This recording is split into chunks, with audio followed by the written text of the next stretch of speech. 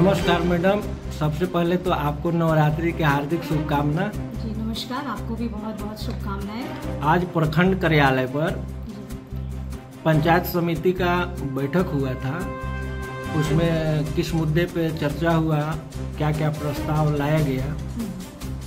जी सबसे पहले तो पंचायत समिति की जो बैठक का आयोजन किया गया था उसमें जो पदाधिकारी शामिल नहीं हुए हैं उन पे स्पष्टीकरण की मांग की गई है। दूसरा, बहुत हम लोगों ने विभागवार समीक्षा किया कि किस विभाग में कितना कैसे काम चल रहा है और कैसे नहीं चल रहा है। सबसे पहले मैं बताना चाहूँगी कि हम लोगों ने विद्यालय, जो कि हमारे बच्चों के लिए, हमारे समाज के लिए बढ़ने के लिए बहुत ज़रूरी है शिक्षा, उस क्षेत्र में हम लोगों ने बात किया। तो जो अभी हमारे प्रखंड में शिक्षा का स्तर नीचे गिरता जा रहा है, उसके लिए हमने जांच टीम गठित की है, ताकि जो जांच टीम है वो सभी अपने पंचायतों में जाएंगे। पंचायत समिति सदस्य, प्रमुख भी रहेंगे, बीआरसी के एक सदस्य रहेंगे और वहाँ के मुखिया शामिल रहेंगे, और अपने विद्यालयों का जो रिपोर्ट है वो हमें सौंपेंगे कि वहाँ पे मेन्यू के अकॉर्डिंग खाना दिया जा रहा है कि नहीं बच्चों के, प्लस वहाँ पे साफ सफाई कैसी व्यवस्था है, शिक्षक समय पे उपलब्ध रहते हैं या नहीं। ये सभी पंचायतों के लिए जांच टीम गठित की गई है ताकि सही रिपोर्ट आ सके।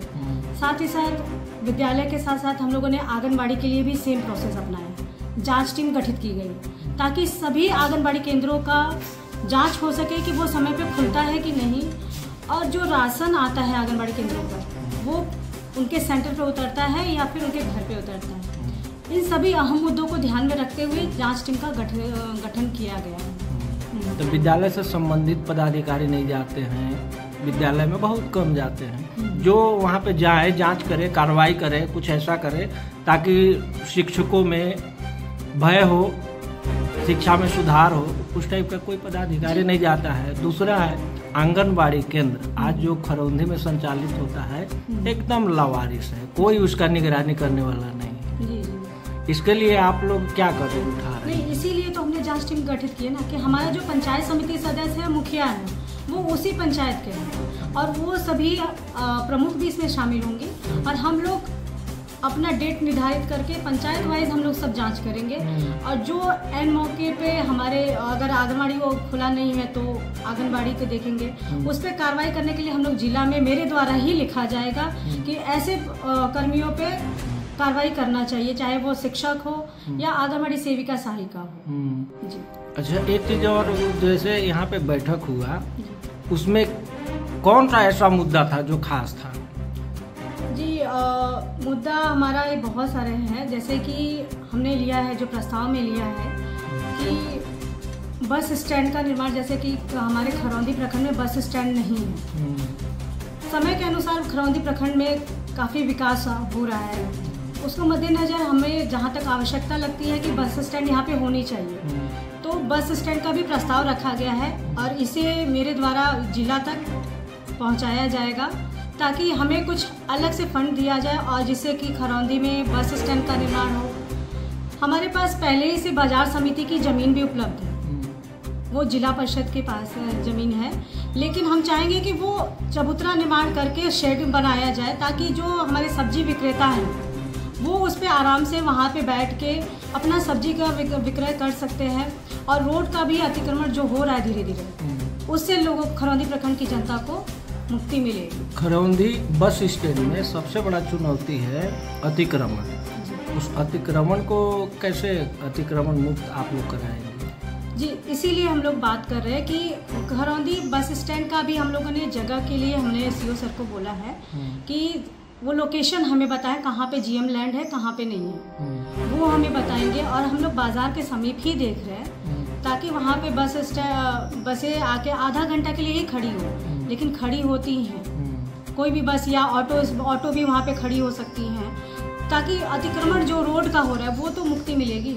इसलिए हम चाहते हैं कि और मैं अपने डीसी सर कोपायुक्त महोदय को भी इससे अवगत करा चुकी हूँ दिशा की बैठक में कि हमें हमारे खरौंधी प्रखंड के विकास के लिए अहम चीज़ें जो हैं, हमें सुविधाएं मिलनी चाहिए जो कि अभी तक नहीं मिली हैं। जी।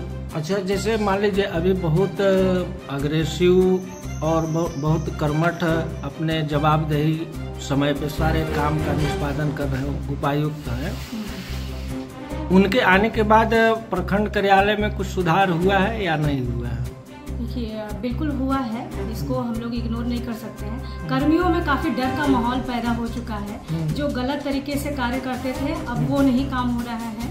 लेकिन बस मैं ये चाहूँगी कि जो कार्य होना चाहिए, मनरेगा से संबंधित हो या कोई भी काम हो, उसको रोका न जाए प्रखंड से, उसको कंटिन्यू होना चाहिए।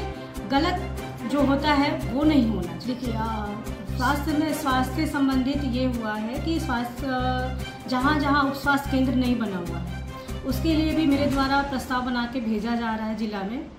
जैसे कि उप स्वास्थ्य केंद्र कई पंचायतों में नहीं है, एनएम नहीं है, सीएचओ नहीं है। जहाँ सीएचओ है वहाँ सीएचओ बैठते नहीं हैं। इन सभी मुद्दों पे भी बात हुई है और इसको हम जल्दी जिला में अपने डीसी सर से मिलेंगे और जहाँ पे नहीं आए हैं वहाँ पे नियुक्ति के लिए भी उनसे हम लोग प्रार्थना करेंगे। और उप स्वास्थ्य केंद्र जहाँ निर्माण नहीं हुआ है उसके लिए भी हम लोग सर से उनको इसके बारे में अवगत कराएंगे कि वहाँ पे उप स्वास्थ्य केंद्र का निर्माण होना चाहिए। प्रसव के लिए तो अक्सर लोग भोलापुर में ही जाते हैं,